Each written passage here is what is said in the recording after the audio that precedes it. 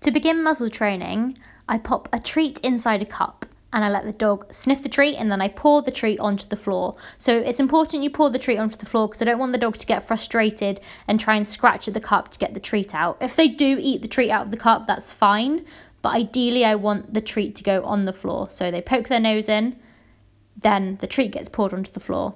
Once they're consistently doing this, present the cup to them without a treat in, and when they stick the nose in, you're going to use your marker word, so I say yes, and then I reward them. Gradually, I up the duration, so I wait for them to keep their nose in for a little bit longer, and then I reward. It's really important that you don't get frustrated behaviour going on here, so you don't want them to be kind of shoving their nose too much, don't want them to be scratching the cup. We just want them to have their nose in there. And then when you're ready, pop that cup inside the muzzle so they know to target it and see if they target that muzzle. So that's really good from Tulip here. Again, ideally we want duration, but if they're getting frustrated, it's much better to get a second of duration without any frustrated behaviour than it is to get 5 seconds, but they're kind of pacing, padding their feet and kind of scratching at the cup. Where possible, I also move the straps to the muzzle slightly to the side so they're not in the way for the dog. Then when your dog's ready, just take the cup out of the muzzle and they can just target the muzzle. Again, I would like that duration now. It's really important that the dog is doing this of their own accord. We're not just luring their face into the muzzle. I want them to really be thinking about it and wanting to do it, as opposed to us kind of coercing them to put their nose in that muzzle. So as you see, I haven't got the treat and I'm not luring her nose in there. She's actually choosing to put her nose in there and then she's getting rewarded for that.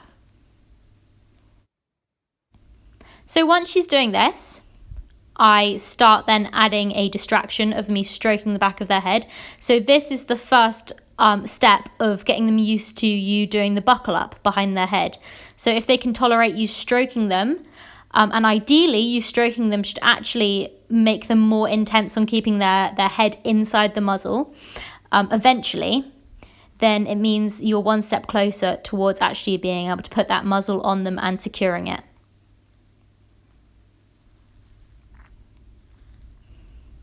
So if they take their head out, that's fine. We just wait for them to put their head back in and then we can start stroking them again. If they're not quite ready for you to be doing up that muzzle, just very gently stroke the back of their head and see what they can tolerate and reward that. So once they're at this stage and you stroking them doesn't make any difference or it actually intensifies them staying inside that muzzle, then we can start properly buckling it up. So to start off with, we just buckle it and then we unbuckle it and reward them. It's all about taking really, really tiny steps here. So head goes in, buckle up, and when they're ready, so after you've practiced this a few times, you can actually start luring them around so they get used to the feeling of the muzzle being on their face as they're moving around. So this muzzle isn't quite the right size for my dogs. I'll talk about that more in a second. But the chin strap is slightly off, which means it's going over their eyes a little bit too much. So a lot of muzzles won't be perfect for your dog yet. So it's going to be really important that you get a muzzle and if necessary, you adjust it so that it fits them. I'm also teaching her that she can actually take food through the muzzle. So this is a really important skill. I'm not using the treats to coerce her to put her head into the muzzle.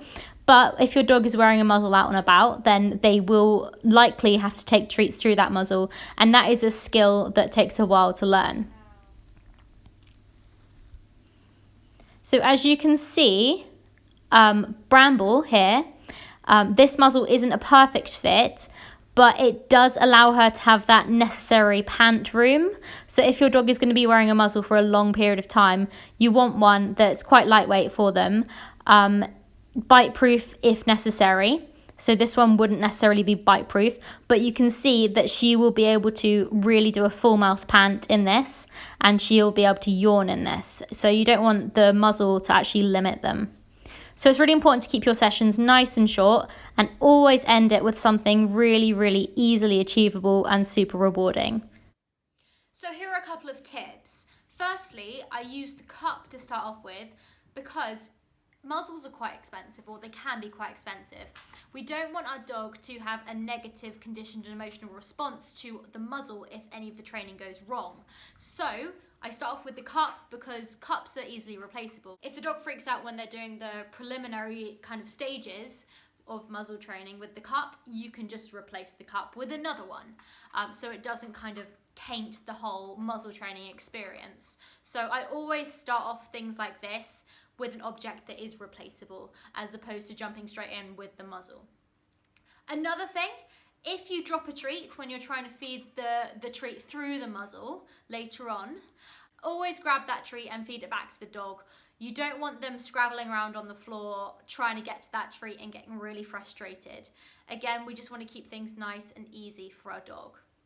Finally, if your dog is pawing at their face, up the rate of reinforcement so that kind of behaviour of pawing at the face doesn't even have time to fit within your training loop.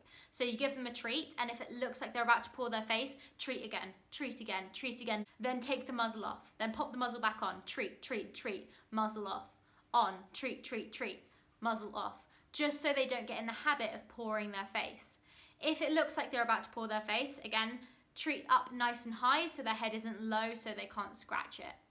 Keep sessions really, really short. You want training sessions to be nice and clean so you don't have any of those frustrated behaviours kind of integrated in there, because once they're in there, it's a little bit harder to get rid of them in the future. Enjoy your training, guys. Have fun.